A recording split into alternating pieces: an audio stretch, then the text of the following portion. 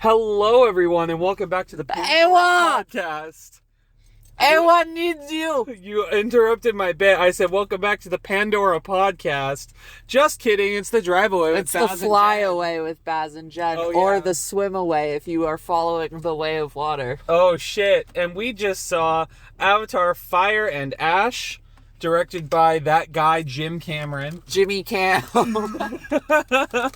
Starring Sam Worthington, I think is that Australian man's name. Zoe Saldaña, Oona Chaplin. I forget the name of Quaritch, but that old man who... Stephen Lang. Yeah, him. I forgot his name. Yeah, a whole bunch of people. That was a long-ass fucking That's movie, true. bro. Holy shit.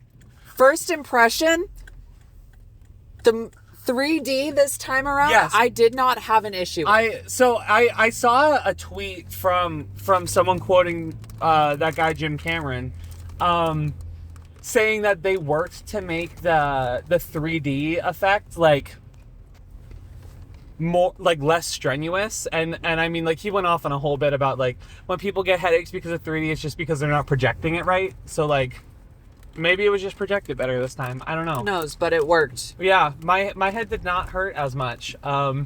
We did go in 3D.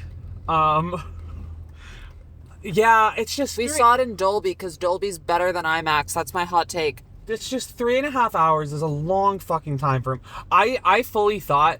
Our showtime was at 2:30 p.m., so like 3 after the trailers. It's 6:32. Yeah, it's 6:32 as we are leaving the theater. It's now snowing.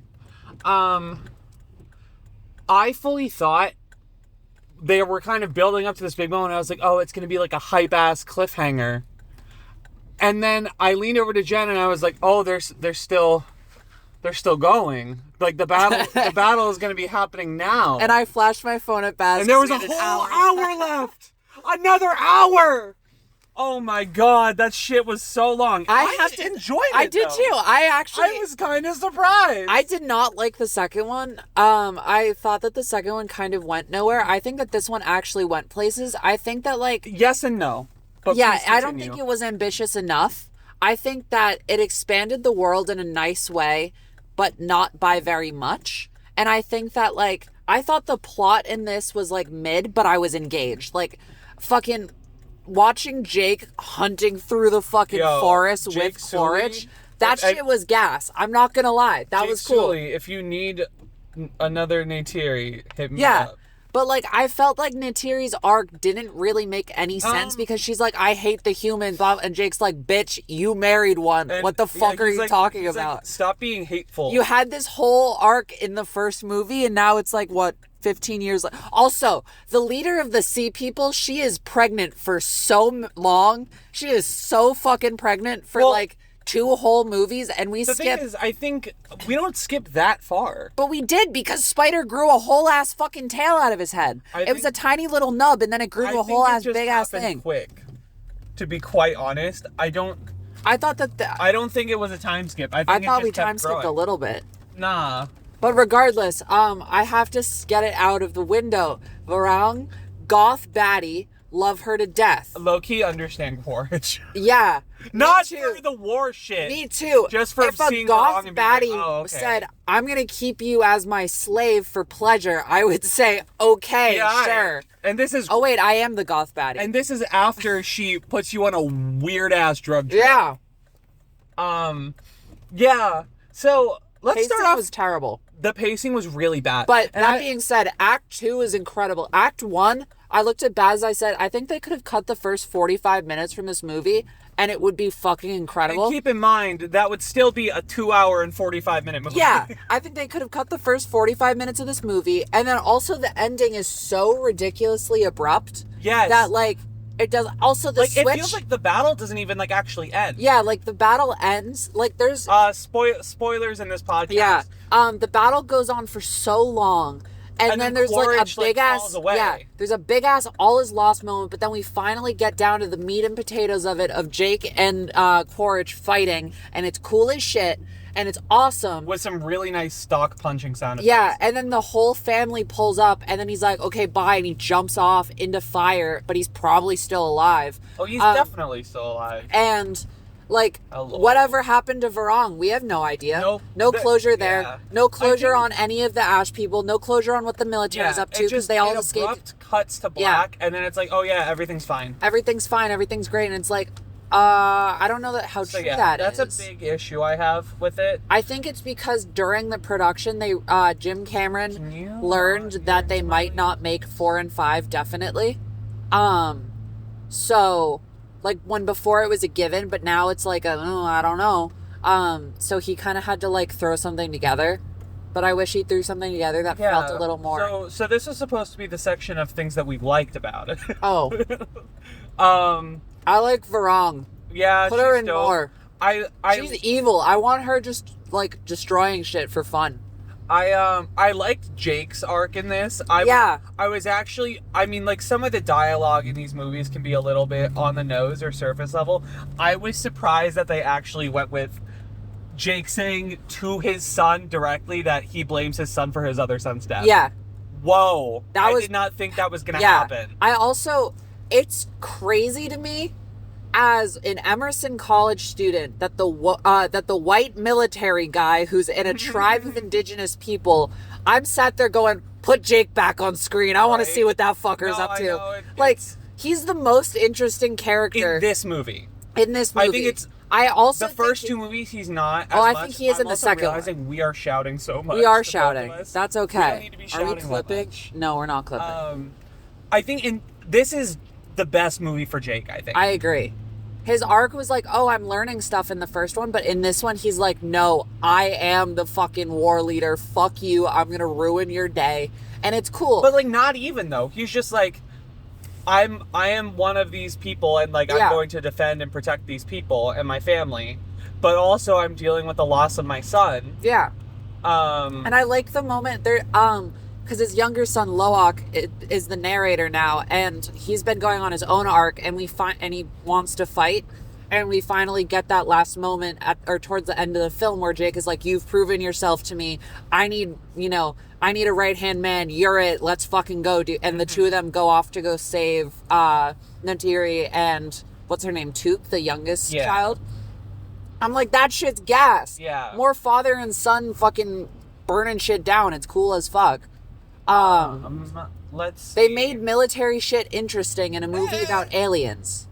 I don't know, but like like the aliens military stuff. Like they made warfare interesting. Oh, I see. They didn't make the military characters interesting, except for Quaritch. Who I still am like, well, I don't know why he exists, but then he's just like, I want to fuck this goth arsonist, and I'm like, okay, fair enough. I've seen so many tweets about like being like 60-year-old Republican white men and their 20-year-old Filipino girlfriend. yes, that is what this is. It's Big Ed and the fucking what's her name? I forget her name. First time Big Ed was on 90 Day Fiance. Rose maybe. Yes. But yeah, so I enjoyed it. I loved everything at the whales. The whale council, or I'm sorry, I don't remember the name. It's so cool of the looking. How the fuck did they get like not piercings but like jewelry and shit? The Na'vi did it. No, I know, but they're so big. Yeah, they're gigantic. Like, it's fucking holy awesome. shit. I cried pretty much anytime a whale was hurt. Yeah. I cried when I saw the new whale who was beat up and really hurt by the sky people. She was very sweet.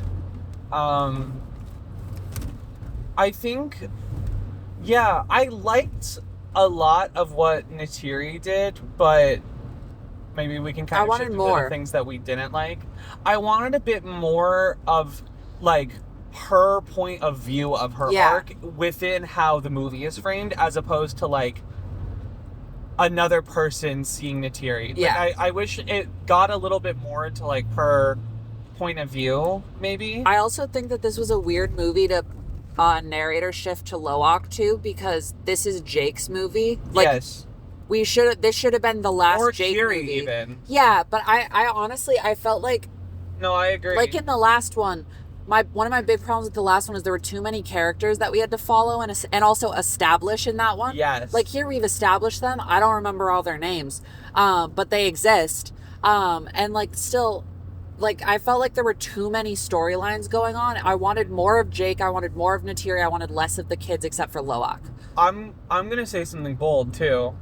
I don't think they did enough with Varang. Yeah, I don't as either. An antagonist. I don't either. She just kind of was like. They didn't really like fully establish the Ash people. Yeah, they're just like, oh yeah, there's these raiders, and then all of a sudden Jake's like, they're the Ash people. They're led by this woman, this fire sorceress, and I'm like, we can kind of see like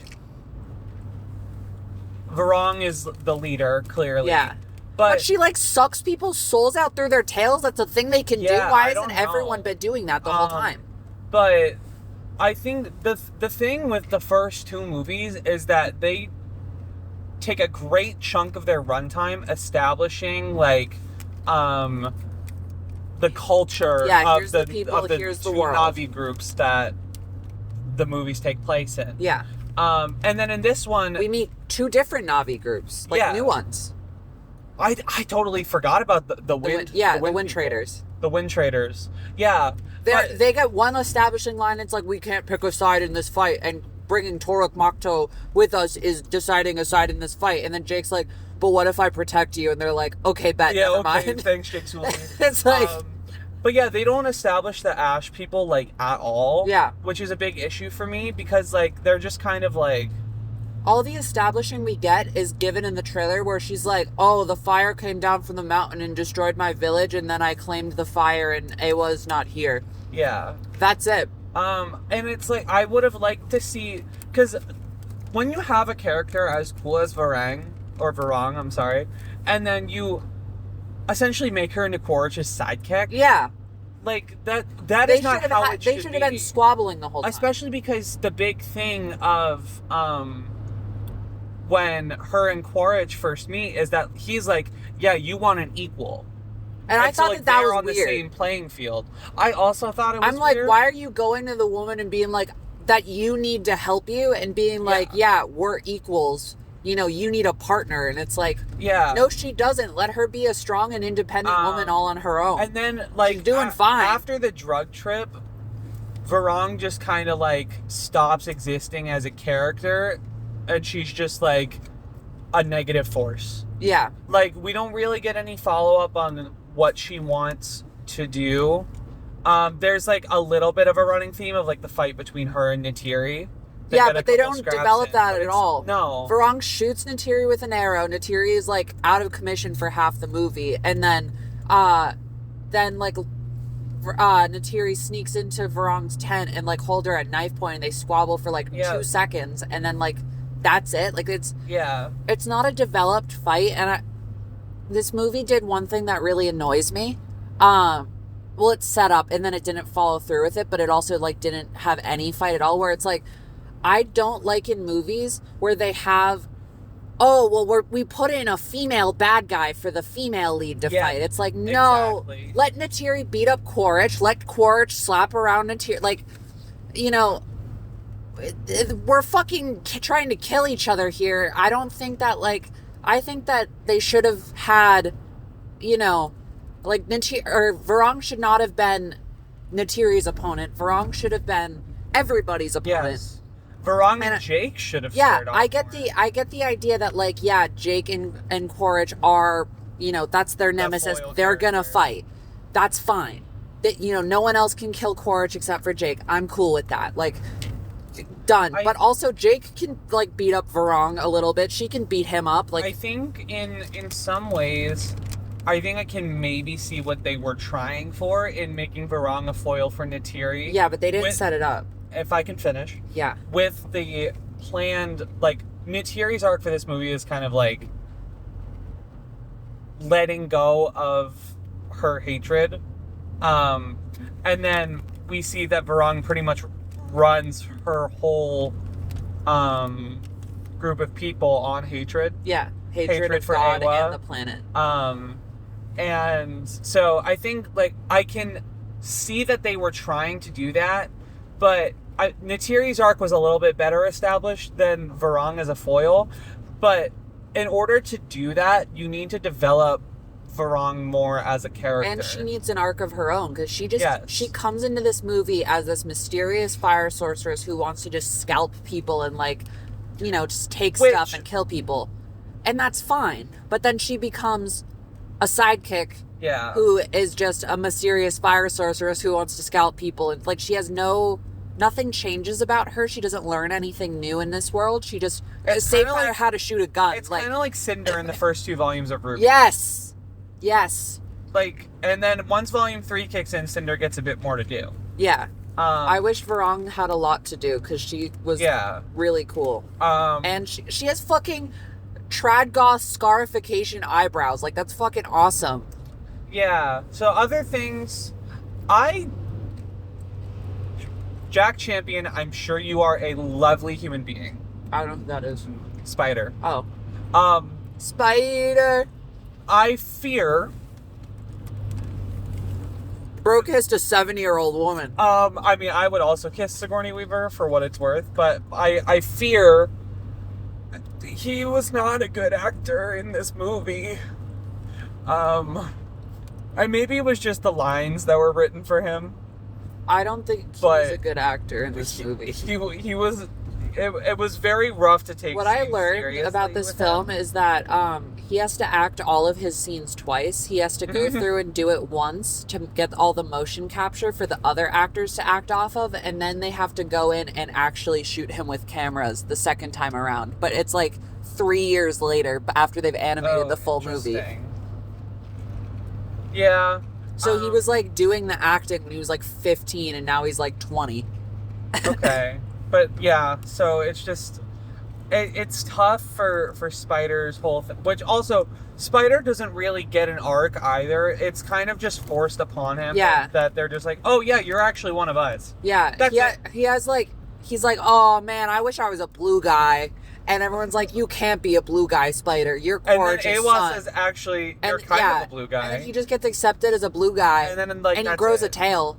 Or not a head tail. Yeah. Yeah, I thought it was odd that there was a romantic relationship established between him and Kiri, because Spider also calls Jake dad, and I don't think it's meant in like the father-in-law sense. No. So I thought it was a bit odd that they're seemingly together now. It's the idea of two adopted one guy adopts 2 separate children from 2 separate biological families. Yeah. But they're raised together, so biologically there ain't anything wrong with it. There's nothing at all. It's just weird. It's just odd for the relationship that had been established in the prior movie. Because they go back and forth and they're like, oh yeah, like, that's my best friend. That's my best friend. I lost my brother, and now I'm going to lose my best friend. And it's like, okay, yeah, so he's your best friend. And then Spider's like, but Dad, to Jake. And it's like, okay, wait a minute. And then I'm like, wait a minute, you kissed Sigourney Weaver 5 minutes ago. Also, sorry to Sigourney Weaver. She does not sound like a fucking child. She doesn't. I think there's maybe some benefit in that, like, Kiri is... Just let me finish this thought before you interrupt me. Autism coded? No, I wasn't going there. Oh. That Kiri is... I don't know if, like, an old soul is the best way to describe it, but, like, she... Given that, spoiler, she's essentially Awa's child. Like, she's... When Grace, Sigourney Weaver's character in the first movie, died, they said, like, oh, there was, like, a seed planted in the body of Grace's avatar or whatever. From Awa, essentially. So, like, her kind of just being, like, not otherworldly, but having a bit more than, like, just, like, she's just some kid sort of thing. Yeah. I don't think it works, though. No. Like, no offense to my dear Sigourney Weaver, who I think got an Alien reference off in this movie. But, yeah, it's a bit of an uncanny valley thing to hear this 70-year-old woman's voice come out of a character who's supposed to be, what, like 15? I think they said like 14. 14? Yeah. I have to say one more thing. I don't know what her name is. The leader, or the woman who's like the wife of the leader of the Sea People. Yep.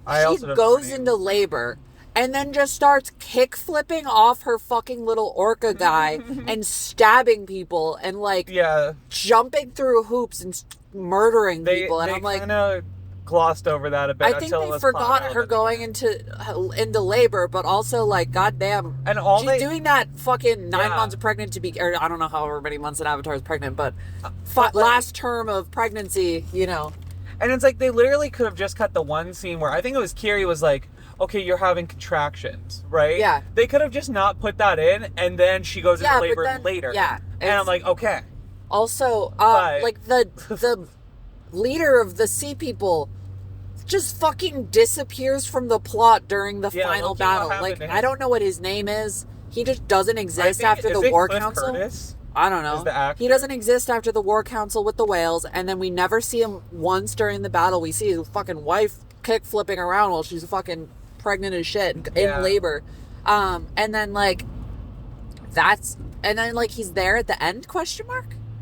I don't even know. It's weird. I don't. Also, the fucking orange banshee dude, they came up with a weird ass explanation where Jake's like, if you ride the beast, you become the beast. And it's like, okay, Jake, calm down. Give us that explanation last film when I looked at That's Baz so 3D every 20 minutes, and I'm like, Baz, where's the orange guy? Why is he riding a green one? Where's the orange one? Yeah. The aura Jake Sully farmed in this movie, I will say. I wish he had more plot. I think Jake's plot was okay in this one. Yeah, but they could have cut the screen time from Kiri and Spider and given it to Jake and Neytiri in this film and Varang, and it would have been a better film. I agree. Maybe not necessarily Kiri as much, but Spider definitely. I think Kiri's plot could be like 3 scenes. I suppose. I think my other big issue with this, kill off a couple more characters. Also, there's a fucking random a marine biologist guy who suddenly shows up, randomly decides to save Jake, and then disappears from the plot. I did think that scene was really cool. It was fucking sick. He's hiding behind like PG-13 fuck. This is an R-rated movie, isn't it? No, I think they're PG-13. There was an Avatar nipple. There was an Avatar nipple. Zoe Saldaña's nipples were in there. But yeah, I don't know his name. That's the thing with this movie. I don't know fucking anyone's names. Oh, it is PG-13. The first one was rated R. But yeah, I don't... Oh, I guess it wasn't rated R. Never mind. Yeah, there's just a lot of, like, loose plot threads. Yeah. I think is my big issue. Lots of loose plot threads, lots of underdeveloped things, but goddamn it, I did have a good time. It looks pretty. It looks pretty The score's real good. It looks pretty af. I had a good time. Yeah, I had a solid time. The last hour, even though a lot of cool shit happened, it was kind of rough for me. I loved the last hour. No, I think the last hour was a great part of the movie, but, like, I was a bit exhausted. That's fair. I just like watching giant-ass battles. I think they're cool. Mm-hmm. So. I had to ask you the question. You do have to ask me a question. What are you giving this on Letterboxd? That is the question. I liked it more than the second one. I agree. Which I think I gave a 2.5. I also gave the second one a 2.5. I gave the first one a 4. I also gave the first one a 4. What will you give this one? I don't think I liked it more than the first one. I think obviously the visual effects are better, but it came out however many 16 fucking years or whatever. Yeah.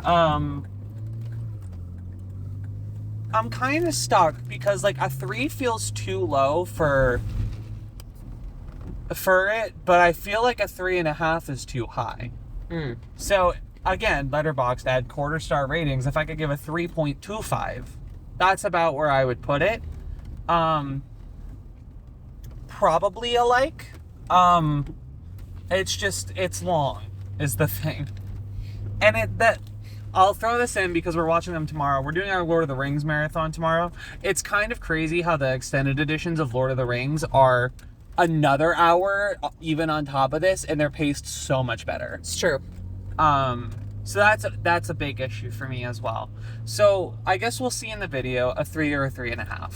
I'm gonna give it a high 3.5.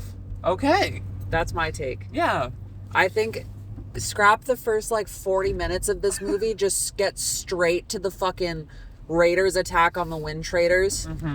Just start there.